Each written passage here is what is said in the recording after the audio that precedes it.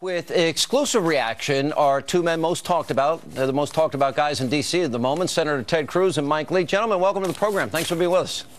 Thank you, Sean. Great to be with you, Sean. All right, so the bottom line is, assuming the House votes the way we think they're going to vote, we'll know within the next 10 minutes, premiums for people will skyrocket. We know that jobs are going to be lost. Part-time status for people that want to work more hours, that's going to be gone. And we got this train wreck of a rollout. What's your reaction, Senator Cruz? Well, this is a lousy deal for the American people. This is sadly a classic instance of the Washington establishment selling the American people down the river. This deal does nothing for the millions of people who are hurting because of Obamacare. For all the young people coming out of school right now who can't find a job because of Obamacare, this deal does nothing. For all the single moms being forced into part-time work, trying to feed their kids on 29 hours a week, this deal does nothing. For all of the seniors and people with disabilities right now being told, getting letters in the mail that they're losing their health insurance, this deal does nothing. It is an unfortunate instance of the Washington establishment once again not listening to the American people. Senator, I know you were on Mark Levin's show earlier. You used the term, really, the people that sabotage this were your fellow Republicans, John McCain, Bob Corker, and others. What is your reaction to them tonight? Well, it was unfortunate how this played out. I mean, the last 2 months, and it's worth for everyone watching this to have a word of encouragement. What we've seen over the last 2 months has been incredible. We saw millions of Americans come together. Over 2 million Americans sign a national petition at don'tfundit.com, light up the phones here at the Capitol. We saw the House of Representatives stand strong, listen to the people, and stand strong against Obamacare. And sadly, as you just noted, what we then saw was Senate Republicans not unite but be divided. If Senate Republicans had united and supported House Republicans, supported the American people, we could have had a very different outcome. But instead, Senate Republicans divided and, in fact, actively and aggressively attacked House Republicans, attacked the effort to defund Obamacare, and that's what led to the lousy deal we had tonight. You agree with that, Senator Lee? Yeah, it's a missed opportunity. I think if we had stayed united as a party, if we had stood behind the House Republican Conference, which fought quite nobly in order to keep vital aspects of the government funded, in order to keep veterans programs funded, and to keep our national parks open, I think we could have made more progress. So it was an important missed opportunity. But again, we've got to emphasize the fact that this is really just the end of the beginning. This is a fight that's going to continue. You know, when a publication like the Chicago Tribune, the president's hometown newspaper, has come out and said that, like us, they believe that we should have a one-year timeout on Obamacare, that this law is not ready to be implemented. You know something's wrong.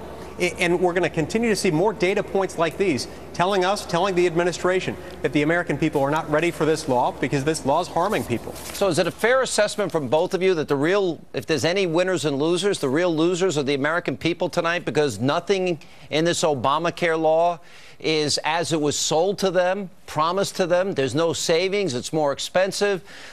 Doctor choices are going to be limited. Jobs are being lost. Is there a loser here, the American people?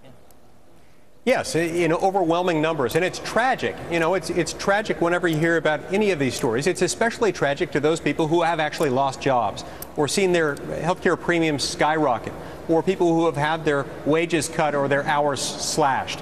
And we're going to see more and more of these come out in the coming months as we get closer and closer to this January 1st full implementation date.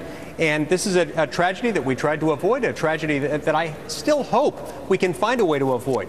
But unfortunately, today's decision will make that more likely, that more people will suffer as a result of this law. I want to talk about the plan going forward with both of you when we come back.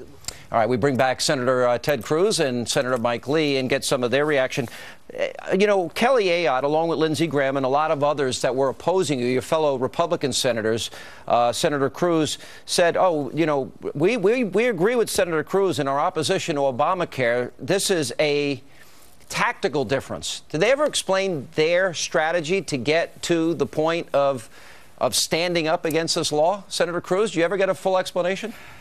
Well, unfortunately, there wasn't any other tactic that any of our colleagues suggested. And indeed, in the midst of this fight, there remained right up until the end an opportunity for a compromise, for something that perhaps would have been short of defund, which is what Mike and I have been fighting for, but something that would have provided real relief to the millions of Americans who are hurting under Obamacare.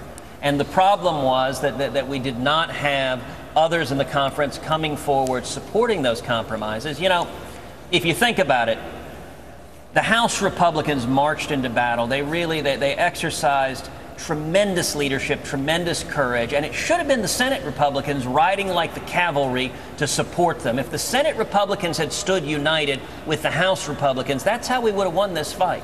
Instead, unfortunately, the Senate Republicans were divided and became basically an Air Force dive bombing the House Republicans and conservatives. And once that happened, there was no way to hold the line with the American people and to actually achieve meaningful relief from all the harms coming from Obamacare. What was going on behind the scenes, Senator Lee? I heard there were a lot of conferences among you and your colleagues and a lot of harsh words exchanged during those different private conferences. I have my spies in these meetings every time. What was going on behind the scenes? It wasn't always pretty, and it's not always pretty. This is the way things work here sometimes. We don't always agree. And so sometimes tempers flared, and people said things that I suspect they might have regretted later.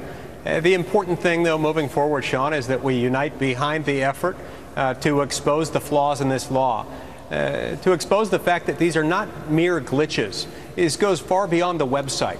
This law is fundamentally unsound, and it's causing people to lose their jobs, and it's causing health care to become less affordable, not more. And so moving forward, I want to unite the conference as best we can around the idea that Obamacare is bad and it's got to be stopped. Yeah. How are you going to get consensus with somebody like John McCain? I mean, John McCain seems to me that he was, you know, Harry Reid was holding him up in the middle, Senator Cruz, of your 21-hour, 19-minute filibuster and asking you if you'd give 15 minutes to John McCain because John McCain wanted to excoriate you on behalf of Harry Reid. How do you reconcile that? Well, listen, Sean, John McCain is someone whom I like and respect. He is a man of enormous courage and patriotism. He suffered for our country. You know, you'd be surprised to know that just a couple of weeks ago. You like his treatment of you here, calling you wacko bird and lashing out at you in these private meetings?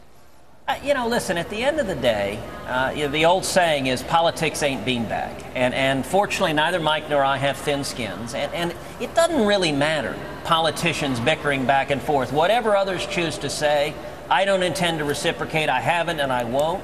And the real focus, the reason we were fighting this fight, is there are people all over this country that are hurting. There are people right now who are picking up a letter from their insurance company and discovering that the insurance that they're relying on to provide their family vital health care is being taken away. I just heard a story today about a family of missionaries who homeschool their kids who got a letter just recently saying their insurance was being cut because of Obamacare, and they're actually praying and talking about giving up the mission field and going to get jobs because they've got to provide health care for their kids. That's happening all over the country. That's the reason we were fighting, and it's ultimately the reason we're going to win, because this thing isn't working, and the American people understand that. Well, I think the thing moving forward, and Senator Lee, I'll ask you this question, is that I suspect, and tell me if I'm wrong, that you and your colleague there, Ted Cruz, and Rand Paul, and Marco Rubio is going to join us later. He was in this fight with you guys. I suspect that you guys aren't going away, are you? No, we're not going away, and neither are the many millions of Americans who have joined this dialogue, who have made their voices heard by Washington, D.C. Not only are we not going anywhere, but they aren't either, and their numbers are growing because more people are hurting as a result of this law every single day. And as they continue to call in and ask for help, we're going to continue to do everything we can to help them. And the way that we can help them is to stop this law, to stop its implementation and enforcement. It's the whole reason why we got involved in this fight a few months ago. When we saw what was happening with this law and we saw that the president wasn't going to follow it, the president himself isn't following the law, we're not going to fund it. And that's what we said then, and that's what we still think we should do. All right, well, we kick the can down the road, Senator. Where do we go from here? Senator Cruz? Well, you know, I think there is reason to take heart and to be encouraged. Look, this deal was a lousy deal, but if you look at what was accomplished a couple of months ago, the Washington establishment scoffed at the idea that the American people would rise up in overwhelming numbers. The Washington establishment scoffed at the idea that the House of Representatives would stand strong against Obamacare. And what we've seen in the last 2 months has been incredible. Millions of Americans standing up And we didn't win this battle because, look, no one should be surprised when you're taking on the Washington establishment. The establishment fights back, and this was going to be a multi-stage, extended battle. But we've also seen a model that I think is the model going forward to defeat Obamacare, to bring back jobs, economic growth, to abolish the IRS, to rein in out-of-control spending. And that model is empowering the American people. I remain inspired because the people all over this country who rose up and made D.C. listen, the House of Representatives listened, and I'm confident in time the United States Senate will as well. I think there's going to be a loud reaction to, I think there's going to be a close look at the votes that took place, especially on the Senate side on this. It seemed like Thursday of last week, Senator Lee, that you had, what, 13% of the American people think this country's on the right track. The president had his lowest approval number ever, 37%. And, of course, the polls on Obamacare, the American people didn't want it. Seems like you guys had a lot of momentum there until... What went wrong at that point? Well, at that point, again, we had a lot of Republicans who didn't like this effort and who, for whatever reason, didn't want us to succeed. And so they fought against it every time they got the chance. I think that's really unfortunate. I do think the fact that people have this much antipathy toward this law, the fact that the president's approval ratings are at an all-time low, signals something. It signals the fact that they understand the federal government's already too big and too expensive, and we shouldn't be allowing it to intrude into ever more personal aspects of our lives, like our health care. So I think this was a really big opportunity, and I think it's sad that we missed that opportunity. But we've got to look forward and find ways to take advantage of opportunities as they will come to us in the next few months as this law continues to be implemented and as it continues to harm people. We're going to do everything we can to protect the people. This fight continues. Senator Cruz, good to see you both. Thank you both for being with us. I look forward to this fight continuing in 90 short days from now as we'll reboot and we'll see where it goes. Thank you both.